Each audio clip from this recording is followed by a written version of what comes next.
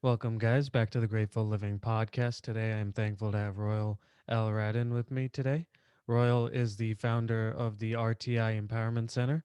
The RTI Empowerment Center bridges the gap in communities through arts, youth empowerment, and community development. Royal is also a transformational speaker. Royal, thank you so much for joining me. Thank you for having me on here, Anand. Yeah, of course, thankful to have you. So take us back to the beginning, where you grew up, your family situation, and what type of kid you were. I was born and raised in Brooklyn, New York, the East Flatbush section of Brooklyn, which we call the 50s. And I grew up in a single parent home, one bedroom apartment, raised by my mother, who was a descendant of Haiti. And, she really worked hard to put food on the table and keep the lights on. And she did the best she could to try to keep me out of trouble. There's in those times, Caribbean parents believe that to put a child in a private school. I mean, like all other countries felt when it came to America, but I mean, like, you put a child in a private school, you give the child an opportunity to have the best type of education, and also keep the child out of trouble, because in those days private schools were very strict. I mean, some schools even spanked you if you got Yeah, in trouble when that was allowed. It's not allowed anymore, right? yeah, So my mom put me in Catholic school, and St. Catherine, and from the first to seventh grade, I was really a bad kid. I don't want to say bad, but I I gave a lot of trouble. I believe I come to understand that I gave a lot of trouble because there was a racial barrier. That all the teachers were Caucasian. Well, most of the teachers were Caucasian, and I just felt a difference in treatment when I acted out and misbehaved. Right? I felt that my misbehavior was being looked upon, and there was a light on top of that. And when I did good, it was just nothing. So I guess, I went more in the direction of misbehaving. So from yeah. first to seventh grade, I gave my mother hell. Always into fights in class. I was disruptive. I wasn't doing the homework. I got in trouble. In seventh grade, I got kicked out of the Catholic school. And my mom, who believed in me, she put me in a Seventh-day Adventist school. And in the Seventh-day Adventist school, I got into a lot of trouble too, but they had a different approach. And the majority of the teachers in the Seventh-day Adventist school were black. Matter of fact, not the majority, all the teachers were black. So they dealt with me differently. They didn't put me out, and I graduated eighth grade. But as far as back as I can remember, I was always infatuated with the streets, with the street life. I was always infatuated with the gangsters and the drug dealers who grew up in my neighborhood and who were giving me the attention that I didn't have from my father. So I looked up to them as if they were my father, as if they were my mentors. They used to send me to the corner store to pick up Dutchess, Phillies, blunts, cigarettes for them. And when I come back, they let me keep the change. They used to let me roll the dice for them in front of the building that I grew up in. And when they'd win, they'd let me keep the change. They used to have me picking out crack vials from behind the bushes for them. They helped me. They let me keep the change. And growing up, I was into art, boxing, and track. And they used to even hide Ziploc bags of crack cocaine inside my boxing gloves. And when I would retrieve the crack cocaine for them, they let me keep the change. So growing up, I always wanted to be like those individuals. But my mom, who was a God-fearing woman, went to church about 6 or 7 days of a week, literally. Yeah. She was on me, and she wanted a certain path for me, and she wouldn't let up. So in 8th grade, I got accepted to a school called Art and Design. That's in New York. And that's that school. To get accepted into that school, you would have to prepare a portfolio, take an exam, and get accepted. It was, for the people who were gifted in art. I got accepted to Art and Design and LaGuardia, which are the two best art schools in New York. And I chose Art and Design because I thought Art and Design was a little bit more cool. Yeah. And I went there, but I went there for 2 weeks, and I convinced my mom to transfer me to my zone school, which is in Brooklyn, because I wanted to be around my friends. And my mom, who was an enabler, you know, she allowed me to do it. And, I went to that zone school, and I got worse. I got worse.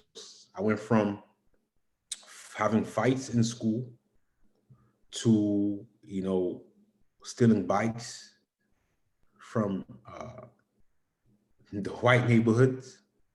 Like, in those times, the bikes that were in style were like GTs, Mongoose, Dinos, and things like that, Diamondbacks. So we used to go to those neighborhoods and steal bikes. I went from stealing bikes to robbing people, from robbing people to robbing corner stores, gambling spots, and the delivery men like Domino's Pizza or the Chinese men who were delivering food. I went from doing those robberies to, selling weed, and then eventually led me to selling cocaine and crack. But before I started selling coke and crack, I dropped out of school in the 10th grade when I was in New York. And on my 4th year of high school, by that time I had already went to like three, four high schools, because I got kicked out of the zone school I went to. Yeah. I could talk, yeah? Yeah. Yeah. Yeah, so the zone school I went to in Brooklyn was called Canarsie High School, which is in the East Flatbush section of Brooklyn. So I went there, got into more fights. At the time, there was a lot of different kind of racial barriers in terms of I'm Haitian, Jamaican. There was the Haitians, Jamaicans. There was the people from the different projects who went to the school, and there were different confrontations from different areas. And at the time, I was a part of what they would call now a gang that was called TH, True Haitian. And then, there's a lot of fights in high school. And those fights, I end up getting dean suspension, superintendent suspension, in-house suspension, 5-day suspension, until I was expelled from school. And that happened in a couple of different schools, which caused me to not finish high school in Brooklyn. In the year 2000, I moved to Massachusetts to live with for honor mines, on the pretense to my mom that I wanted to change my life around. And, because I felt like if I stayed in Brooklyn, New York, maybe I'd be doing life, or maybe I'd be 6 feet deep, causing her more hardship. So on that pretense, I moved to Massachusetts. But in my mind, I remember that the older guys on my block were always going to upstate New York to sell drugs. They were always going to Binghamton, New York to sell drugs. And me, I'm like, well, Brockton, Massachusetts can become my Binghamton, New York to sell drugs. And they used to call it, you go OT to sell drugs. So nobody knew that. Okay, my mom didn't know that. My aunt didn't know that. So I moved in with my aunt in Brockton, Massachusetts, and I enrolled in night school. I ended up getting my high school diploma from Brockton Night School. and I enrolled in Massasoit Community College.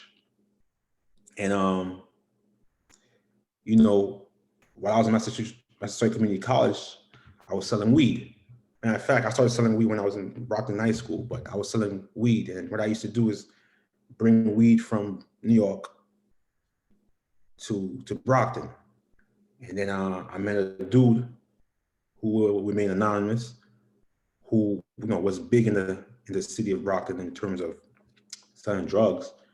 And he was like, if you could get more weed for me, I'll take it.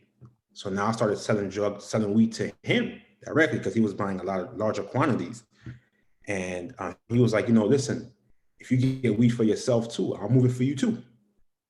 While you do me that favor and getting me the weed, I'll move it for you too. So now I'm bringing weed for him and me. And then he ended up giving me all his weed clients because he was moving on to bigger and better things, which was cocaine and crack. And then he asked me one time, can you get cocaine and crack over there? I was like, yeah, I most definitely could. So now I started bringing coke and crack for him. And the reason why I say coke is because sometimes you get the coke, you get it raw and then you cook it. Or some people need the cocaine and some people need it cooked up, which is crack. So I was bringing it for him. So I would get it at a certain price, my price, and I'll sell it to him at my price and make a little profit off of it. And then he was like one day, well, if you bring some for you, I'll move it for you too. So now I'm bringing cocaine to Brockton, selling more and more and more and more. So I used to go to New York maybe twice a week, end up going to New York at least 4 or 5 times a week. Yeah. And then he was getting bigger in the cocaine business, and he gave me all of his 8-ball customers. For those of you who may not know what 8-ball is like 3.5 grams and cooked cocaine, which is crack rock. And he gave me all his 8-ball clients because he was, moving bigger and bigger weight. And in the process of that, so now I'm selling 8-balls and weed at the same time. And he ends up getting pinched. And when he gets pinched, he leaves his phones with me. And when he leaves his phones with me, now I'm selling weed, 8-balls, and now my clientele list is getting bigger, which means I have more demand. So which means, I'm getting a lot of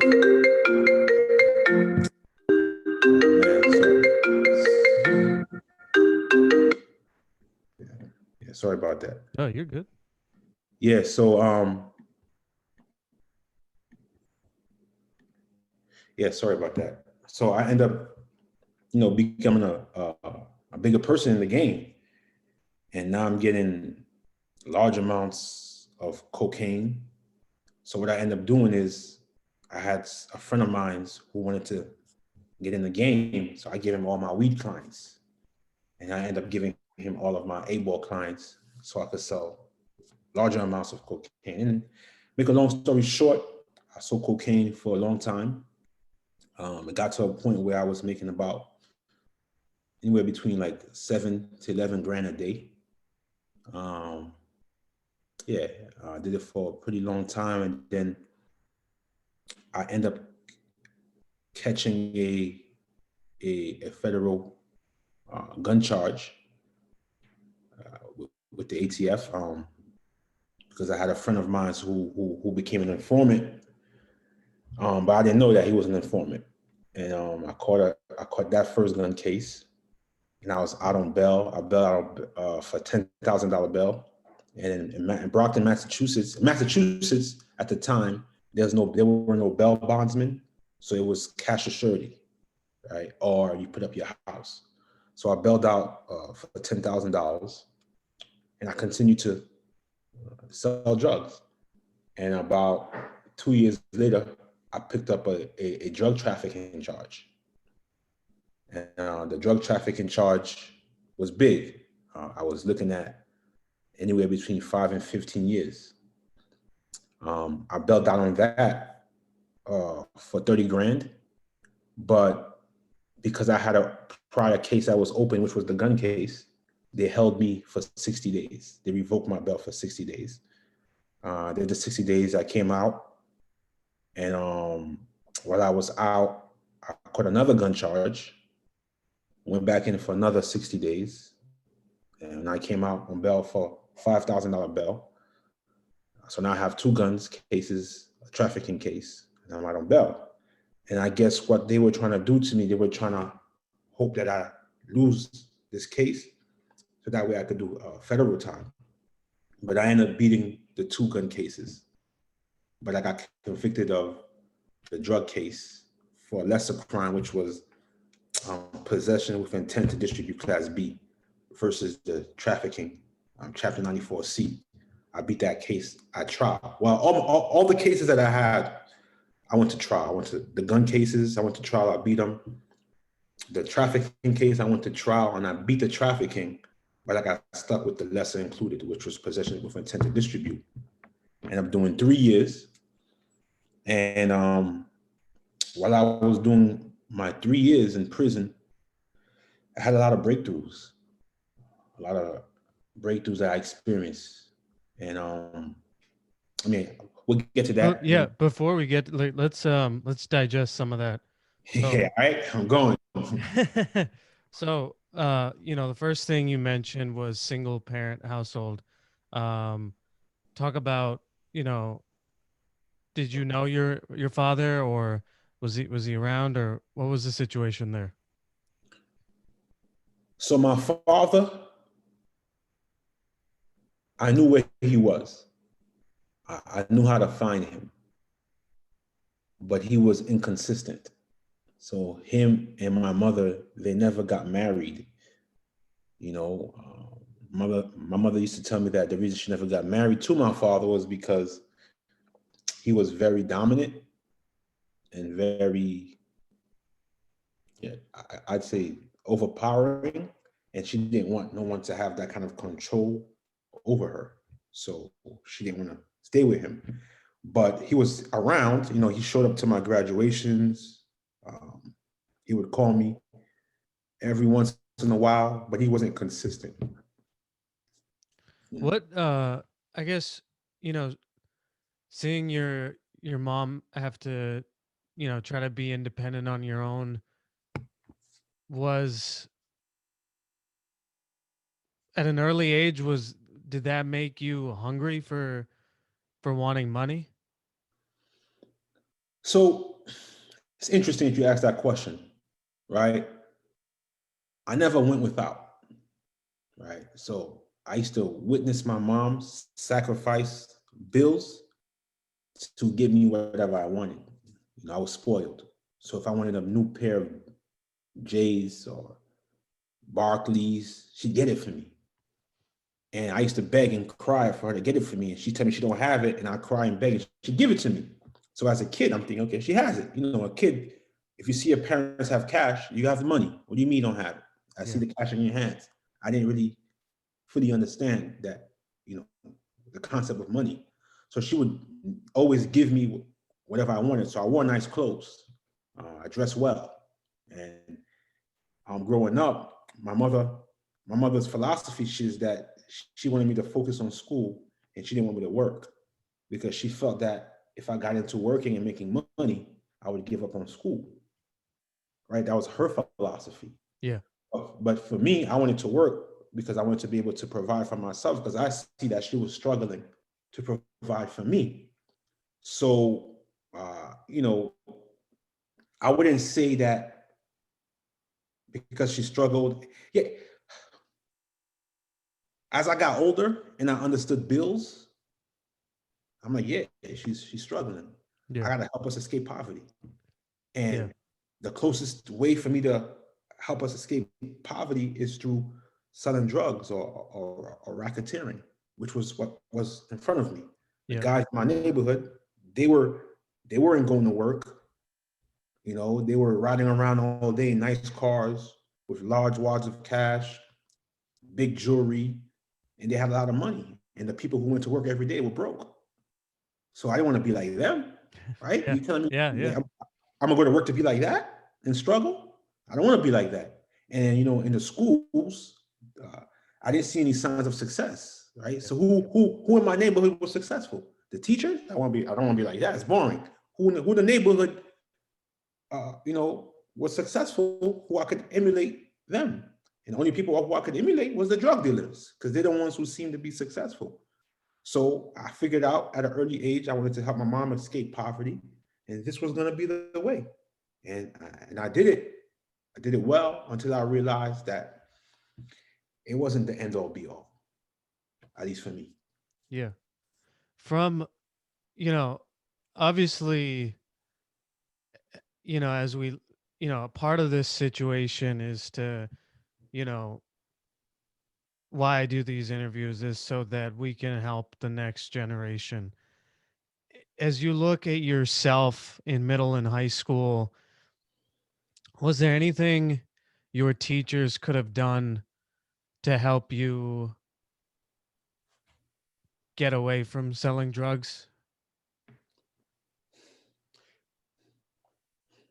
You asked some amazing questions. So check this out. Yeah. When I was in the fifth grade in the Catholic school, I met a teacher who took a liking to me. Her name is Miss Alexander, and she took a liking to me. She realized that my mom didn't speak English, and she was struggling to raise a child on her own. You know, I mean, there was times when the Catholic school was like, "Well, if you don't pay by this date, he can't go here anymore." So she was struggling, and the teacher took a liking to me. And I guess the teacher believed in me because the teacher seen that I was an intelligent child, but an intelligent child who wasn't being challenged, who had no, discipline at home, and it was tough. So she took a liking to me. She started taking me to zoos, museums. She used to have me writing, working on my handwriting, doing activities and exercises and projects. And she was present in my life, but there was only so much she could do for me as a teacher who became like my second mom. There was certain types of attention that I needed that only a man could give me, right? Yeah. That only somebody with that experience could give me. And me, like I told you, I was always infatuated with the streets. So the only way I believe that somebody could have taken me out the direction of the streets would have been for me to have been sitting in front of a young black man who was successful without the streets. I would have to see it. So, like for me, when I go into the schools, I'm speaking to these young people, or I'm going wherever I'm speaking to the adults. I'm letting them know that you can do it this way. Look at me. At the time, I didn't have nobody who could say, "Yo, we could do it this way. Look at me." When The do you only think people, when do you think the first time you saw a successful black man that wasn't involved in the streets was? Michael Jordan, Mike Tyson, Yeah. you know, Michael Jordan, Mike Tyson, and those are sports. That was my only way of seeing successful black people. Yeah. So if I wasn't going to do that, the only other way, maybe musicians. And if I wasn't going to do that, then what? Yeah. Talk to me about the suspensions. I mean, does you know, cuz you said 3 or 4 high schools.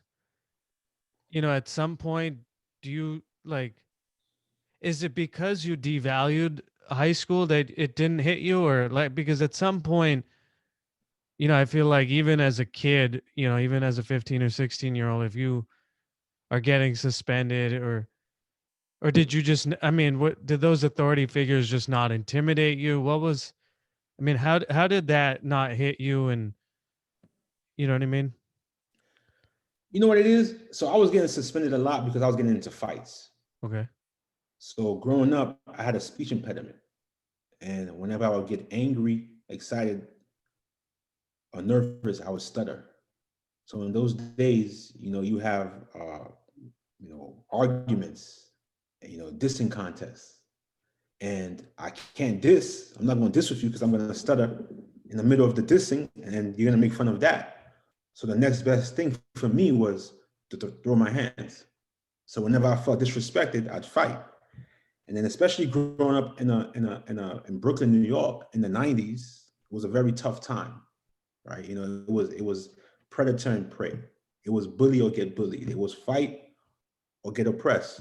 So I got really good with my hands, and there was a lot of gang wars and fights.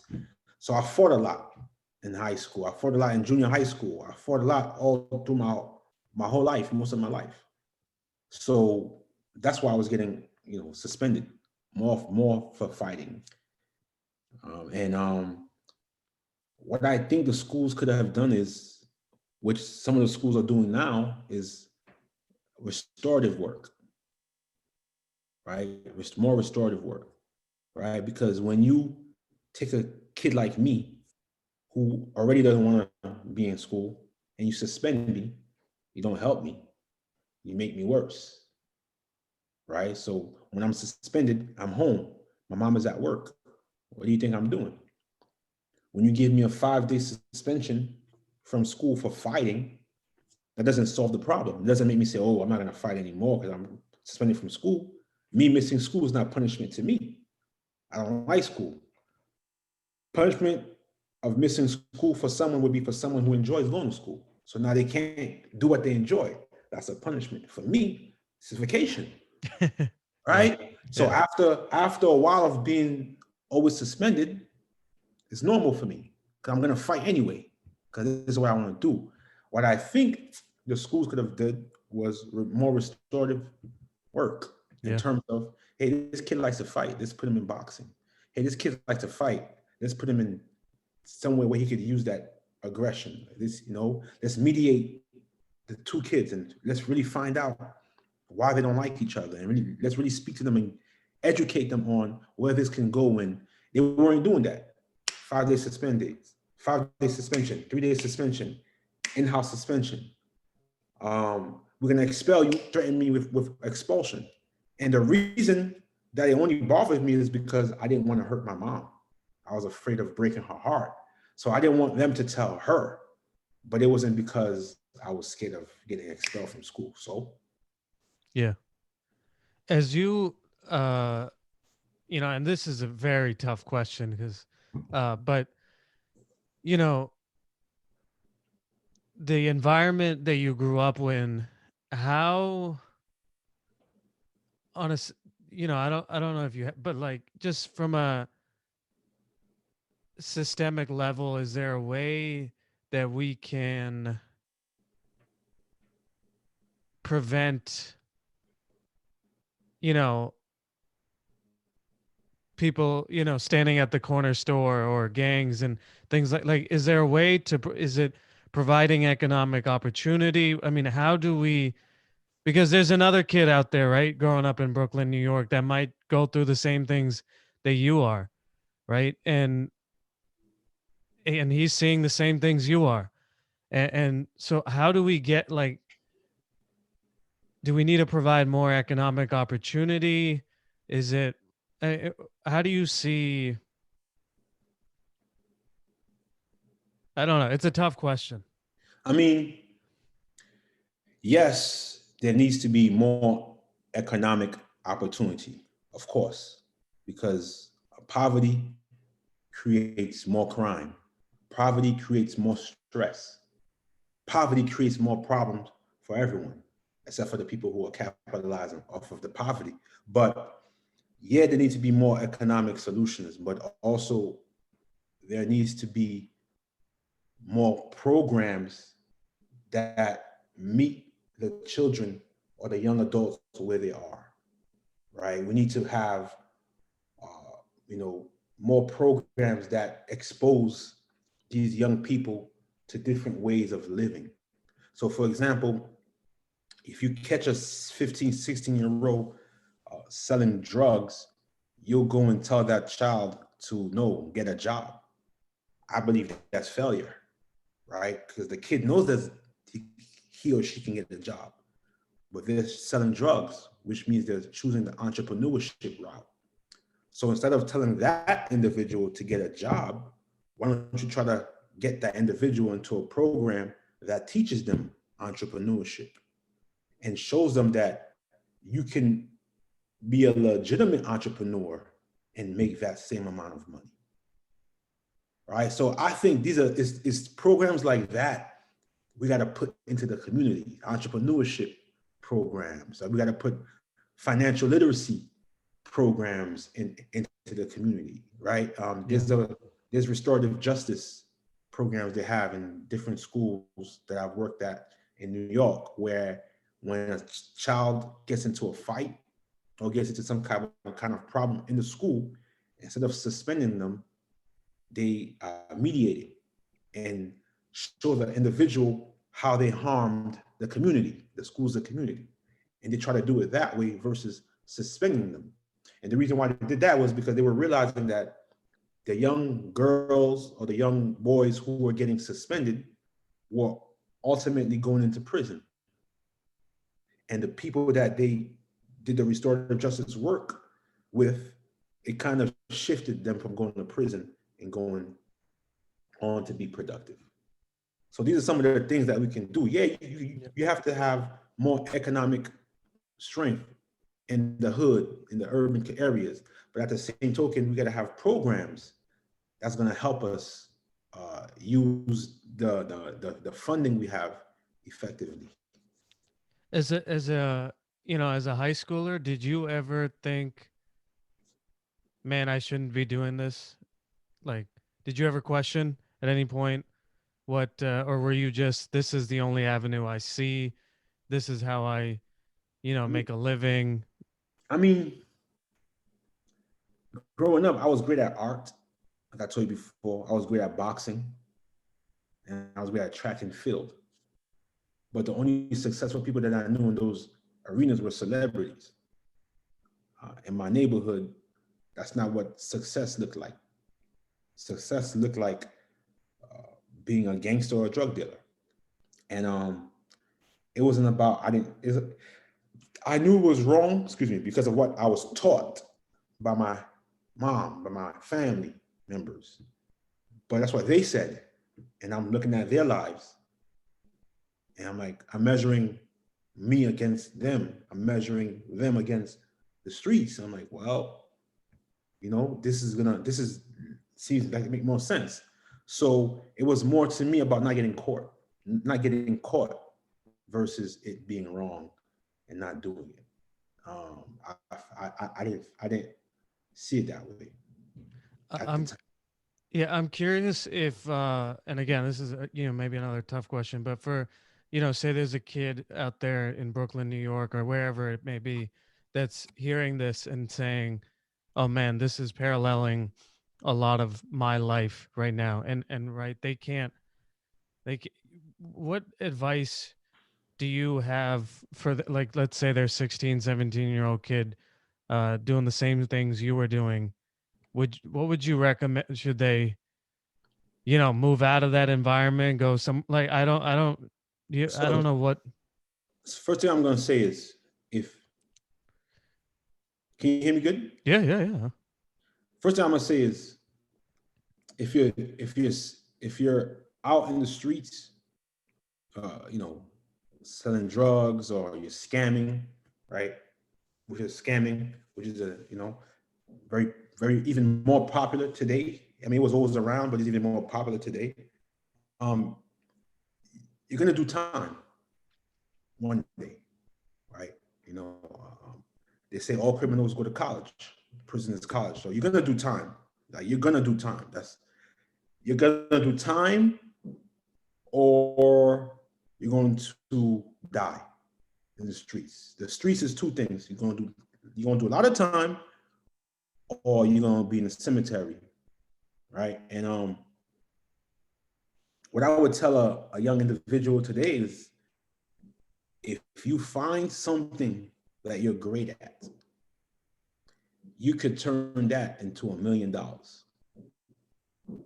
If you find something that you are great at, you can turn that into a legacy worth being spoken about. If you find something that you are great at, then you become valuable. Then money will come looking for you. When we put all of our focus into making money, that means we'll chase money in whichever direction money goes, even if it goes down the direction of hefty prison sentences and the cemetery. I mean, I got a friend of mine right now who's in the feds, and the feds are offering him 30 years right now. They're offering him. And if the feds are offering you 30 years and you go to trial and you blow the 30 years, you may get life. So, and we were all in the streets together. And I left the streets. He stayed in the streets. And the other day when we were on the phone, he was like, yo, man, out of all of us, you made the best decision. Right? So, I must say it's in the long run, it's not worth it. It's not worth it. If you ask anybody who's sitting in prison, right, they'll say, well, I should have did it this way. I should have got out this time while I was ahead. Everybody says the same thing. Everybody who goes to jail and does 30 years and comes out older, they come out doing the same thing I'm doing now. So which means we don't need to go that route. We can go a different route, especially in this day and age where there's so many ways to make money. We don't really have to go the illegal route. Do you think, obviously you talked about having a friend who ended up being an informant. Do you think if you hadn't been caught that first time, you would have just continued for a couple more years? Yeah. When I got caught that first time, I didn't stop. Because I knew, so see, here's the other thing. I'm a different kind of individual. Like, there are other guys and women who think this way, but I knew what I was getting into. I knew what I was getting into had a lot of prison time and had death in it. And I accepted that as my fate. So when I got caught, I wasn't surprised. When I got caught, and I was like, okay, well, I had a good run, right? And I wanted to know why I got caught. So when I get out, I don't get caught the same way again, right? So I had to make a decision very early on in my life. This is what I was going to be. What changed it for me was when I was doing my time, I used to see a lot of brothers going to their parents' funerals in cuffs and shackles. And I used to pray to God and say, God, please let me come home and be able to one day bury my mother rather than having to bury my mother from prison. I used to see a lot of guys come back from their parents' funerals breaking down in the prison cell. And I didn't want to be that. So I knew that if I wanted to avoid that, I would have to change my life. See, prison doesn't change an individual. Prison exposes you to your true self. But if you are more infatuated with your false self than your true self, you'll remain the same. So it wasn't more, I wouldn't say it's about, me getting caught. I would say that I had to figure out a way to never go to prison again. And in trying to figure out a way to never go to prison again, I found my life purpose. And I made another sacrifice, again, to do it this way. And it worked. Can you talk more about, that moment that you decided to make a change and, not sell drugs anymore? And how did you what did you first start doing, and what was the process there? So I'll tell you a funny story. So one day I was in my cell and I was going to class. I was taking classes when I was in my cell. When I was in prison, I was taking about like 5 classes. And there was this English class I wanted to get into, but it was an advanced English class. And there was this teacher, I never forget her name. Her name was Miss Miss Connie Backoff. Her last name is Backoff. She Yeah. had the personality of someone who wanted you to back off. Like this is how she communicated. And she gave us a assignment to write about a story. I don't remember what the story was at the time, but for us to write. That way she could figure out who would be admitted into the English advanced class. So me, always looking for a shortcut. Because my life, I always looked for the shortcut, the easier way to do this, right? You are working very hard every day at 9 to 5. There's another way. Let me do it this way. That was always my mindset. So she gave me the assignment probably on a Monday, and she was collecting on a Thursday. Now, as a kid, I was always great at writing. I wrote very well. I was able to articulate my thoughts on paper very well. So I didn't do it on Monday. I didn't do it on Tuesday. I didn't do it on Wednesday night. Thursday morning, I did it. Yeah. Right? I just Yeah. put something, because I always got through by doing just enough. And sometimes my just enough for people was like, wow, this is amazing. Right? So I just did that. And she took the assignment, came back the next day, and she kicked it under my door, my cell door, and said that I was not accepted into the program. I'm like, what you mean I'm not accepted into the program? Talking about. And I pressed the bell. So in the cells, there's like a bell you could press to speak to the CEO. So before she left, I told the CEO, I said, CEO, can you call her to come back? So she came back, and I was like, yo, why didn't you accept my essay? And she was like, well, you won't get into my class with this flowery bullshit. So she called me out on my bullshit. And no one had ever called me out on my bullshit before. I was always able to get through. And in that moment, I had a breakthrough.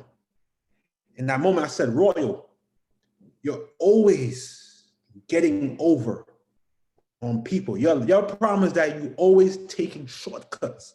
I had an amazing breakthrough. You're always getting shortcuts. And this is the reason why you're here. You're here in your cell right now, and you're still trying to figure out ways to get out, to go back and do the same thing. And that moment, I realized that I needed to do something different. And that's where it started. I realized I needed to be a different person. And I started reading this book by Jack Canfield called Success Principles. And the book, Jack Canfield helps you discover your life purpose. He asks you a series of questions of things that you enjoy doing every day, that you just do. And he speaks about believing that you can actually become successful in doing those things. And I read the book. I read it to this day. I've read it 18 times.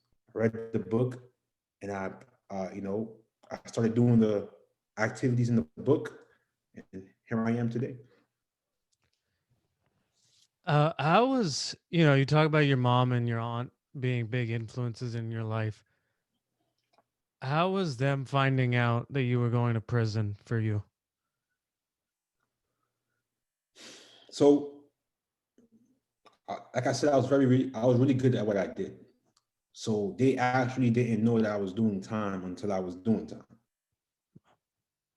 So, when I moved to Brockton, Massachusetts, I lived with my aunt for about a year. And she was kind of like suspicious about my activities. So I moved out and got my own place, so that way I could be able to do what I wanted to do more effectively. Just like when I left my mother's house, so I could do what I wanted to do more effectively, I left her house. So, I mean, they weren't stupid. They didn't know exactly what I did for a living, but they know that they knew, it's obvious I wasn't working a 9 to 5. And especially the kind of money I was making, and the cars I was driving, and the jewelry I had, and the cash I had, and where I lived, there was no way that a job that no one knew about was giving it to me. So Yeah. they were suspicious, right? My mom used to ask me, what do I do for a living? I used to tell my mom that I sell cars. for a living. But she's like, well, people who sell cars don't walk around with 3 or 4 cell phones, with all this amount of money in your pocket for what? So they were suspicious, but they didn't know. They found out that when I was already sentenced, that's when my mom found out, and that's when my aunt found out. You know, and by the grace of God, uh, I prayed when so during my trial for the trafficking, I used to pray, for me to beat that 5 to 15 years, and I beat it. And when I beat it, I knew I had to change my life, because I know next time I got caught, it wasn't going to be 5 to 15. It was going to be 15 to 25, 15 to 30, because the kind of activities I was involved in were honestly, were federal charges, federal crimes. Yeah. Mental health while you were in prison. How did you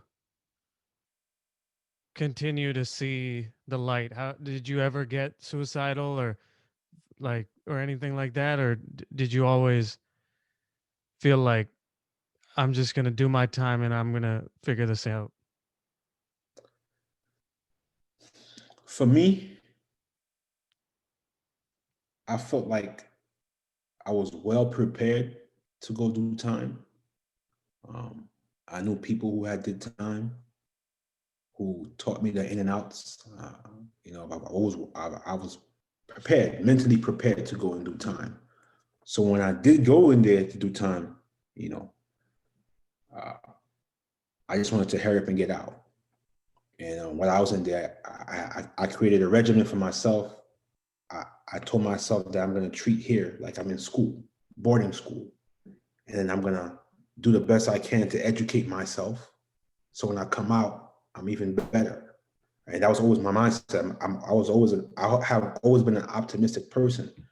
So for some of us, the mental health challenges don't get realized when we're incarcerated, is when we come out.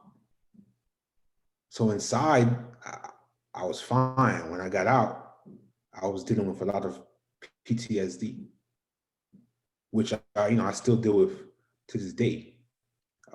When I went inside, I just knew I had to be militant and be strong and do my time and get out. But there were habits that I picked up inside that I brought out. So when you're inside, you have to maintain your sanity. You have to kind of block the outside out. So so that way you don't get discouraged. You're not around your family. You're not around people. There's certain things you can't do. So you have to kind of turn that button off. But sometimes when you come out, you're still turning that button off on the outside. And on the outside, you need people. So you start isolating yourself from people at times. There were times when I came out, I was always be looking out the window. There's times where I don't want to be around people and I don't want to communicate. But those are things that I've picked up from being inside there. There's times when I'm sleeping and I feel like I'm in my cell, and I get up at night and I'm like, oh, all right. There's times where the months where I went to go do my time, around those months, every year I'm anxious. And at one point, I didn't know that why I was anxious like that. So for example, if October comes, I'd start to feel anxious. And to me, I'm like, well, something bad is about to happen. Something's about to go down. And I'd be like, Royal, man, you're not in the streets no more. The Fed's not coming to get you. Like, what's the matter? But it's the PTSD. At times I feel like something's gonna go wrong. Sometimes I feel like my door's gonna bust in. Sometimes I feel like, well, things are too great, so great. My eye is about to go down. And that's the trauma you deal with when you come out of prison. So the mental health issues are not always when you're incarcerated. For some, yeah, but for most is when you come out of prison. The same way with COVID-19, the pandemic. We were in prison for most of 2020.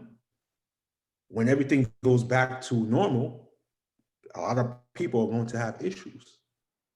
Anytime you change your environment and you go into a new environment and then go back into the old environment, there's issues that come with it. So, yeah. Yeah.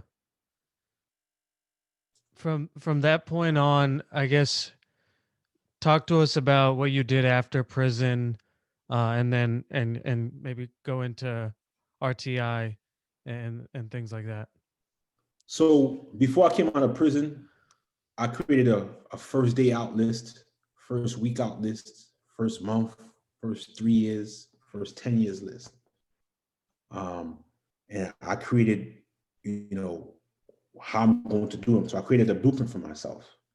And when I came out of prison as my first craft was I was a poet, which is how I met Jamal, right? So Yeah. I was a Yep. poet and I was going around colleges performing poetry, MIT, Harvard, Emmanuel College, all the colleges in Boston that had poetry clubs. I was performing poetry.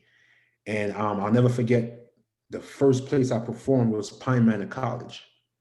And it was, at the time it was an all-girls school. And there was a poetry event there and I performed and I got a standing ovation. I'm like, wow, I could really do this for a living. So the poetry led to me becoming a motivational speaker. And when I was doing motivational speaking, and I would try to go into schools in Brockton, Mass, they wouldn't let me go in there because of my Corey. Right, I'm a convicted, drug dealer. So they didn't want me to go into the schools. So me being ambitious and me liking to get what I want, I decided that I was gonna have my events and have the kids come to me, right? And that worked for a while. And from that, I ended up opening up a 1,000 square foot space called The Rapper Productions. I was there for 4 years. And at the time, I didn't know how to actually run a legitimate business. And I was struggling to pay the rent for those 4 years. And at the end of the 4 years, when I finally figured out how to make money in that space, the landlord didn't want to renew the lease. I went from that to finding a 6,000 square foot building. So imagine not being able to pay the lease for a 1,000 square foot suite to get in a 6,000 square foot building. People are like, yo, you're crazy. You couldn't even handle this. You went and got bigger things on your plate. And there were times when I had to sleep on a twin size air mattress inside my office, inside that building. For 2 years, I couldn't manage that lease. I couldn't handle it. And I remember listening to a speaker, Les Brown, my favorite speaker, and he said that one day asking for help is not a sign of weakness. You ask for help so you can remain strong. So I began to ask for help in the community. I started a GoFundMe, and people began to donate. And in 2018, I opened up the RTI Empowerment Center. And 2 years later, 2020, I bought the building. Wow. Yeah. Wait, for a period of time, you were living in your office? Yeah. So Oh man. I was living Wow. in my office at the first spot. That was 1,000 square feet. So Yeah. So I used to run workshops. So the first spot was called Derape Productions. I don't know if you're familiar with Stoughton, Massachusetts. Yeah. So on 138 across from the U-Haul, right now there's a restaurant called Amelia's. It used to be X and O's. Next to Amelia's is these 2-floor offices complex. So my office was on the second floor. And I used to run workshops in there, and I used to sleep in there. And I'd get up at 6 in the morning, go to the bathroom, wash my arm, my body with a cloth, get dressed in there, right? Or sometimes I shower at the gym and then go into my office. And I used to run workshops, and the people never knew that I was sleeping. So where the seats were put, I was sleeping right there on an air mattress, and then waking up and doing workshops. And I did that there. And when I got kicked out of that space, I went into the 6,000 square foot building, which had about like 3 offices downstairs, and I slept in one of the offices. In the morning, I'd go to the gym, shower at the gym, and come back in there. And that's what my life was for a while. And I made those sacrifices because I had a dream that I believed in. There were people who told me, hey, if you don't have the money, how about you stop suffering this way? And when you have the money, continue. And then go for it. I had people who told me I should get a job. My aunt, one of my aunts, was like, "Why don't you get a job at the post office?" Right? But I had a dream that I believed in, and I believed that my dream was connected to a higher power greater than myself, and that if I believed and put faith in the forefront, and I didn't give up, it would materialize. So I went from prison, out of prison, to performing at different places, from performing different places to opening up a 1,000 square foot space, to not being able to manage that space, to losing the space. And in losing it, I found a bigger space that I couldn't manage. And for 2 years later, after I found that space, I opened it up. 2 years later, now I own the building. What what's your key to overcoming adversity? I think everybody in life could use your strength, man.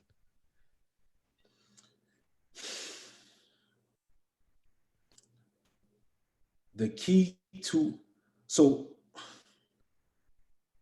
what is adversity, right?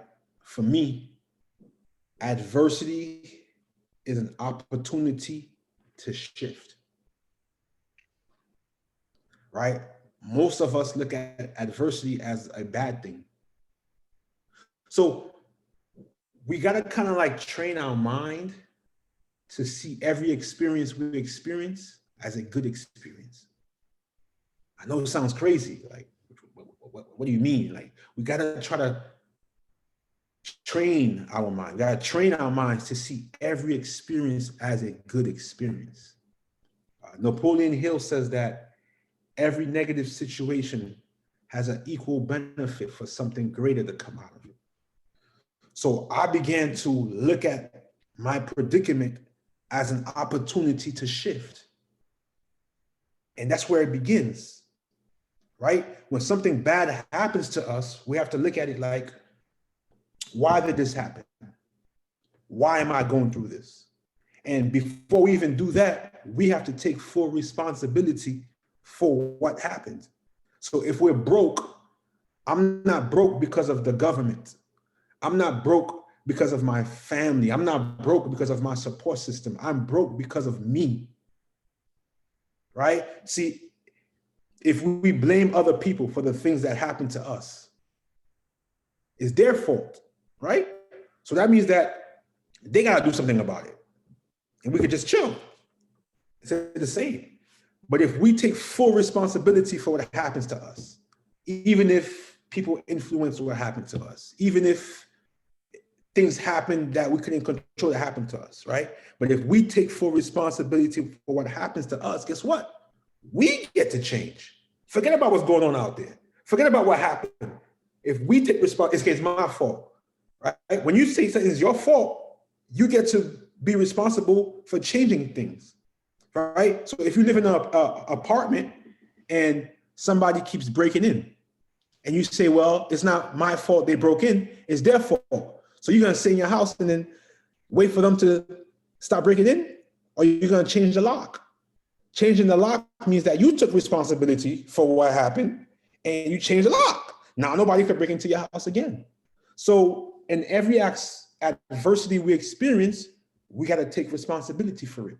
And only then can we get the insight we need to avoid being in that same predicament again.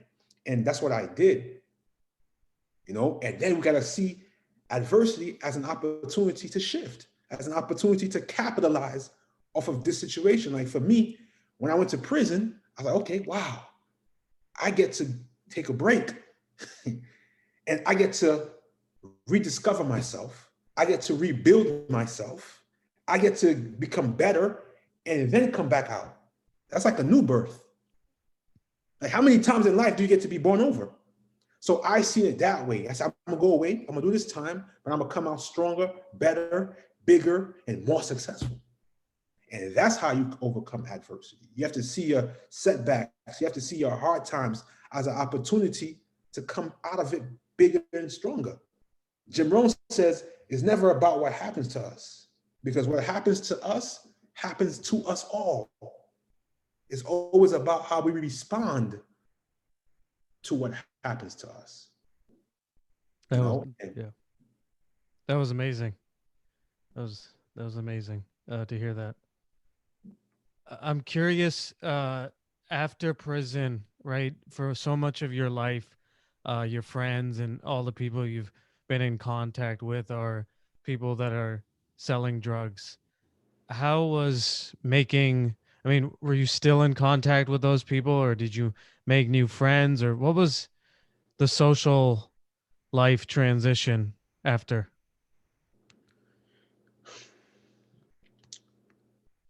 The toughest thing I ever had to do was break ties with some of the people I've been around my whole life. But I knew that life would be tougher for me if I stayed in those people's presence. So for me to change my mindset, for me to change my strategy in life, for me to change my path in life, I had to break away from the people who were on that path. Because we're human, right? It's like being an addict.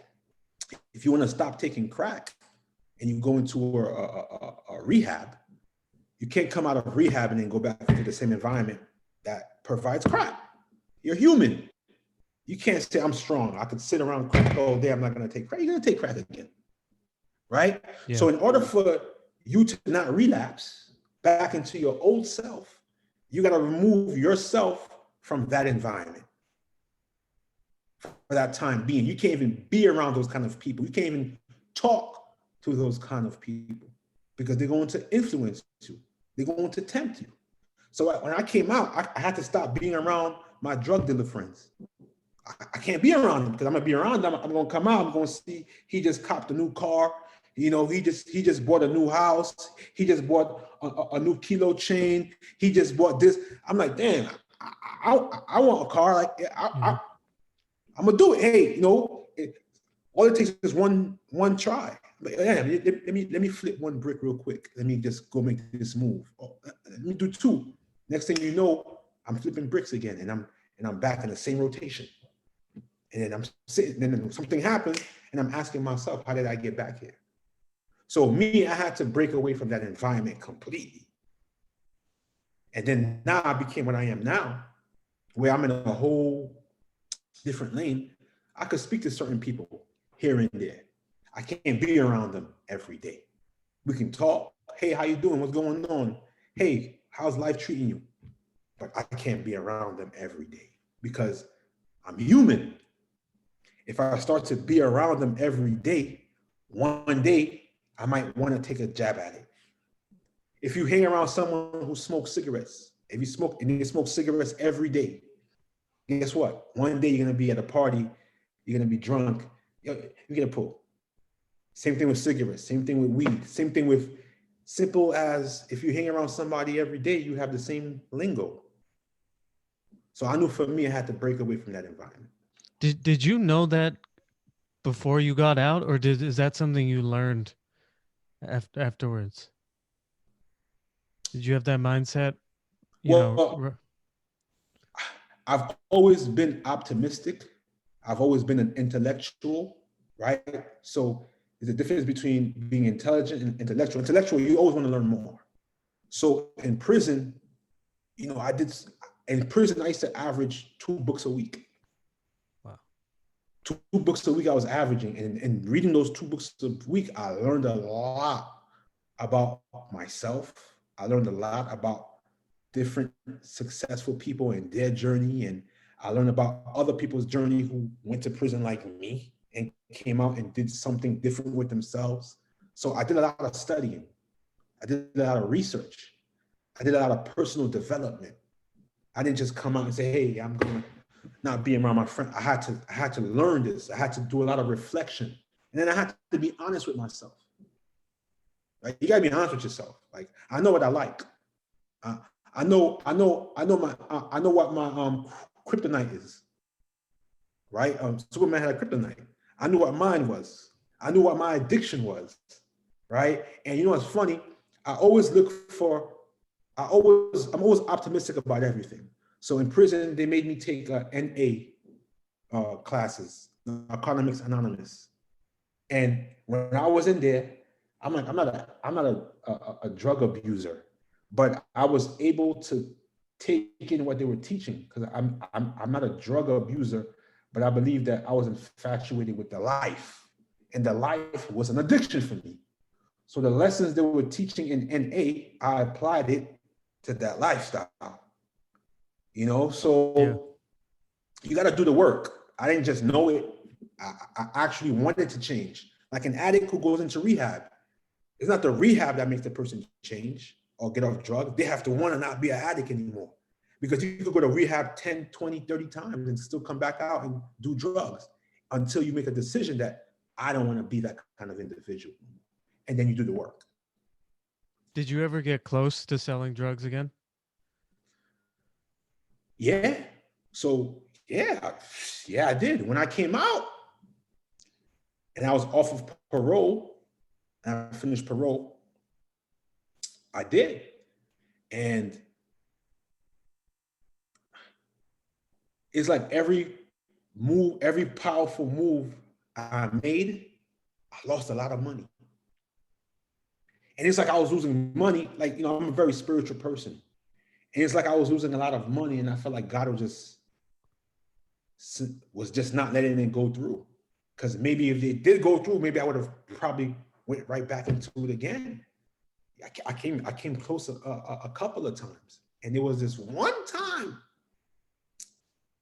I'll never forget when I believe the feds were watching me, and they came to my house, and we had a tenant downstairs, and they tried to make it seem like they came to see the tenant downstairs, but me being street savvy, I felt like they came for me to just monitor how I was moving, and I never forget how I felt inside.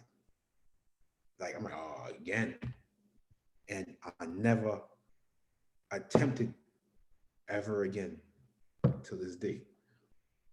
But I came close, of Yeah. course. I came out, first came out, you're strong, and then you start seeing people. And that's how I knew that I had to break away from certain environments.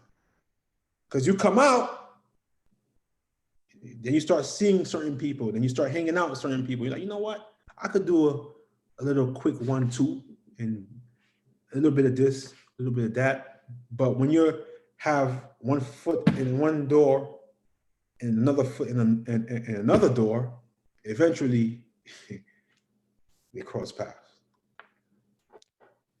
You talked about it a little bit. If there's someone out there that's watching this, that's has spent time in prison, and wants to you know get away from the lifestyle that got them there. Obviously you talked about the environment change and making that happen.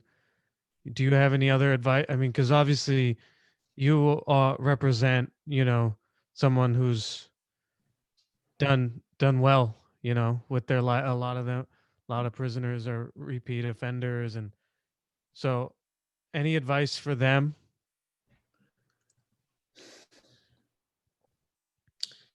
For me, let me tell you a quick story. No, I'm going to tell you quick.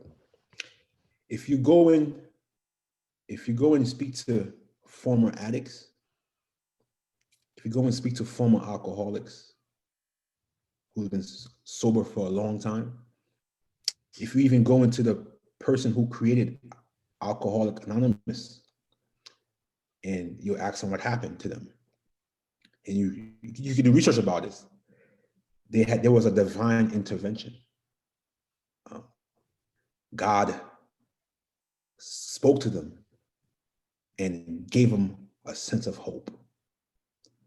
Where they were in a place of despair, and God came around and helped them escape their adversity. So I'll say to anyone who's listening to this or anyone who's caught in that wedge, that number one, you have to believe in a power greater than yourself. Because there's times when our belief in ourselves falls short. And we have to reach out to a power greater than ourselves to hold on.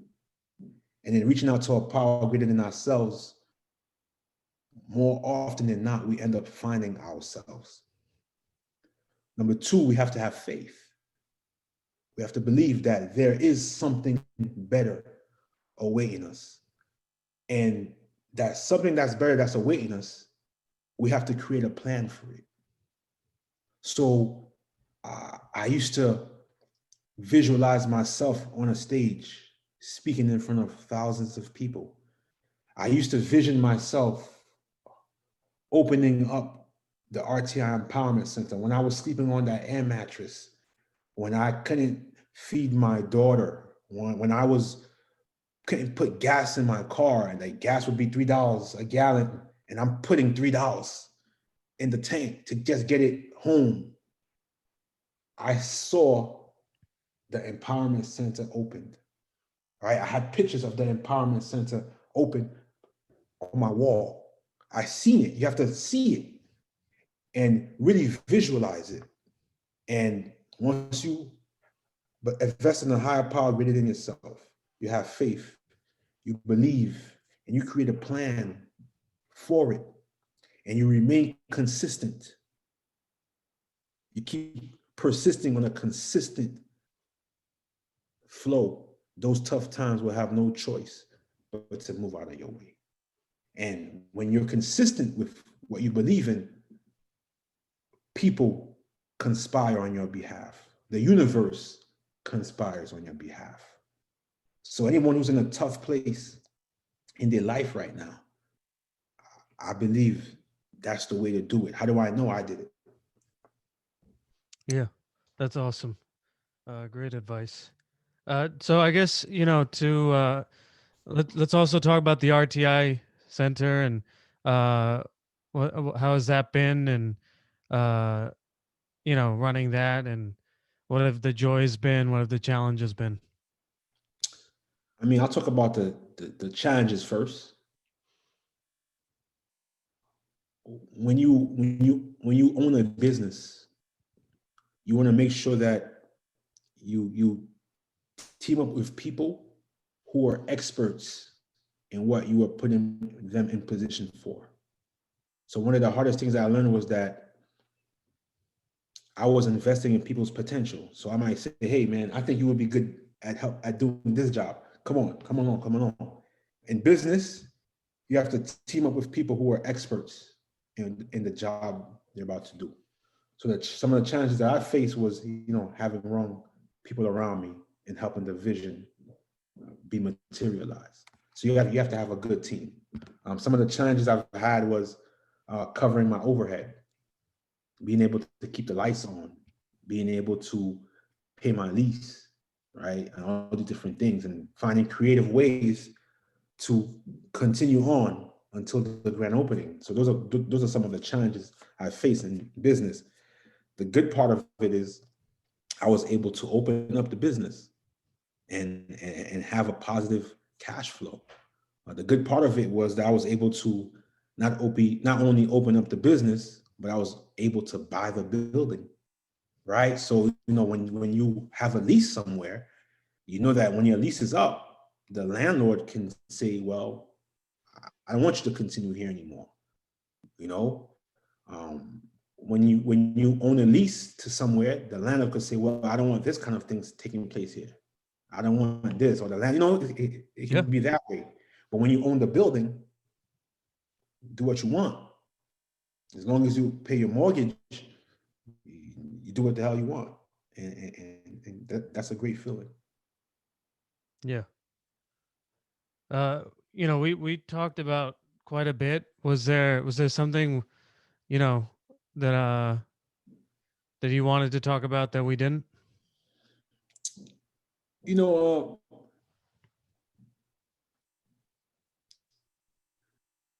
there's so many different things that we could talk about. I think we covered everything. Um, if I say if somebody wants to find me, they can find me on Instagram, Facebook, Twitter under Royal L Rodden.